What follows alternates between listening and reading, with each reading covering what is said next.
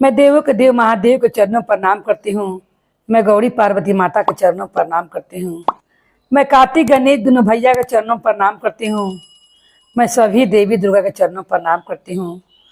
जितने गुरु भाई बहन लोग उनको मैं प्रणाम करती हूँ और महादेव से ही दया मांगती हूँ कि हे महादेव सब पर दया कीजिए, पल पल दया कीजिए हे महादेव।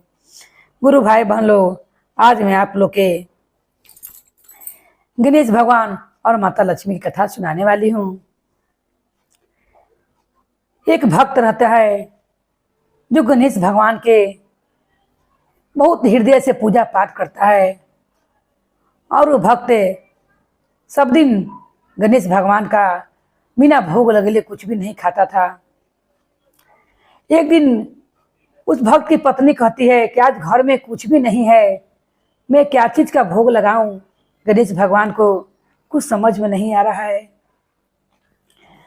उतने में गणेश भगवान की मूर्ति से आवाज निकलता है कि तुम लक्ष्मी माँ कर जाकर न्योता दे आओ, तुम्हारे घर में खुद अंधन आ जाएगा। वो भक्त की पत्नी पूछती है कि लक्ष्मी माँ मिलेगी कहाँ, मैं उन्हें कहाँ ढूंढने जाऊं। उसी समय गणेश भगवान कहते हैं कि शनिवार का दिन है, कल तुम शनिवार में जल ढारने जाना और पीपल के पेड़ पर तुम्हें लक्ष्मी माँ मिलेगी, उनको तुम न्योता देकर चले आना, माँ तुम्हारे संग चली आएगी। सवेर में वो भक्त की पत्नी उठती है और गणेश भगवान को बात को सुनकर पीपल के पेड़ में जल देती है और ध्यान करते हुए कहती है कि हे लक्ष्मी माँ, मैं आपको आज न्योता दे रही हूँ, मेरा घर चलने का कृपा कीजिए, आपका पुत्र ने आपको बुलाया है। और लक्ष्मी माँ ने जब ये बात सुनी कि मेरा पुत्र ने मुझे बुलाया है, माँ वहाँ से आवाज लगाती हैं कि मैं तुम्हारा घर देखी नहीं हूँ, मैं तुम्हारा संग ही चलती हूँ। और चारों पट्टी भक्त की पत्नी देखती है मगर उन्हें कोई दिखाई नहीं देता है। और माता लक्ष्मी उस भक्त की पत्नी के पीछे पीछे माँ उनके घर चले आती हैं।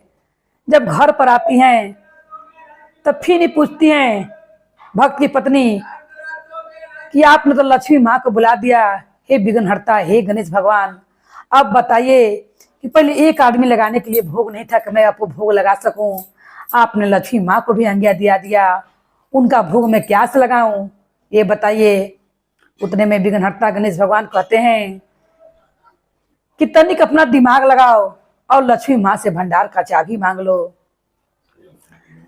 भक्त की पत्नी कहती है कि ठीक है, मैं देखती हूँ लक्ष्मी माँ से चाबी मांगकर। और लक्ष्मी माँ को वो चौकी बिछलती उसी पर बैठाती हैं, कहती हैं कि हे माँ आप इसी पर बैठ जाइए। माता लक्ष्मी अपना पुत्र के पास बैठकर कहती हैं कि पुत्र या तुमने मुझे किस लिए याद किया है। विघ्नहर्ता गणेश भगवान कहते हैं कि हे माँ, मेरे भक्त के घर अन्न धन की कमी हो गया है, मेरे भोजन के लिए उनके पास कुछ भी नहीं है, इसीलिए मैंने आपको याद किया है, आप मेरे भक्त को भंडार की चाबी दे दीजिए। माता लक्ष्मी ने अपना पुत्र को माथा पर हाथ रखते हुए सहलाते हुए और माँ ने कहा मेरा गणेश भूखा है, मैं तुम्हें अभी लड्डू खिलाती हूँ। गणेश भगवान कहते हैं कि हे माँ, आपका हाथ से तो मैं खैबे करूँगा, मगर आप जिनके घर आई हैं आज उनका हाथ से आप पहले भोजन कर लीजिए, तब आप मुझे बाद में खिलाइएगा, आप भंडार की चाबी दे दीजिए। माँ तुरंत भंडार की चाबी दे देती हैं और उस भक्त की पत्नी ने जैसे भंडार खोलती है, क्या देखते हुए उसमें बहुत सारा अन्न धन से भरा हुआ है और 56 प्रकार पकाती है और बनाकर परात में, उसी में सोना का परात भी रहता है, उस परात में ले आती हैं और ले आके गणेश भगवान के लगे आकर रखती हैं। मुट्ठी में से आवाज आता है कि मेरी माँ के पास रखी, तो माँ लक्ष्मी माँ के पास छिपा उठाकर रख देता है। लक्ष्मी माँ अपना हाथ से तोड़कर अपना पुत्र को भोजन करवाती हैं और गणेश भगवान अपना हाथ से अपना भक्त के बनाया हुआ भोजन अपनी माँ को करवाते हैं। माँ और पुत्र दोनों भोजन करके एकदम प्रसन्न हो जाते हैं और विघ्नहर्ता गणेश भगवान कहते हैं कि हे माँ, आप अगर जहाँ ना हो वहाँ मैं भी रहकर क्या कर सकता हूँ, आप पर जिस पर कृपा ना हो उसका घरे लोग भूखे मरने लगेंगे और उनके पास अन्न धन लक्ष्मी का कमी हो जाएगा। माँ लक्ष्मी कहती है, पुत्र इसीलिए मैं और तुम जहाँ रहेंगे वहां पर किसी को बुद्धि रहे और धन न रहे।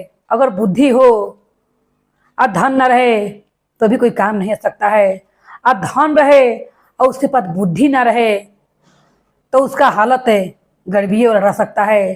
तुम्हारे मेरे साथ रहना बहुत जरूरी है, क्योंकि तुम लोग को विघ्न हरते हो और तुम बुद्धि में सबसे सर्वश्रेष्ठ हो। और माता लक्ष्मी गणेश भगवान को कहते हैं कि आज से हम दोनों माँ बेटा सबके घर में निवास करेंगे और सबके घर में रहेंगे, जिससे हमको हमारे और तुम्हारे साथ से किसी घर में अन्न धन का कमी नहीं होगा, क्योंकि बुद्धि से लोग ही धन कमाता है।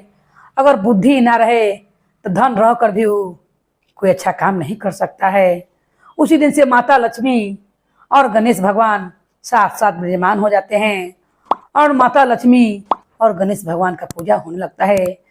बोले विघ्नहर्ता गणेश भगवान की जय, लक्ष्मी मैया की जय, हर हर महादेव की जय।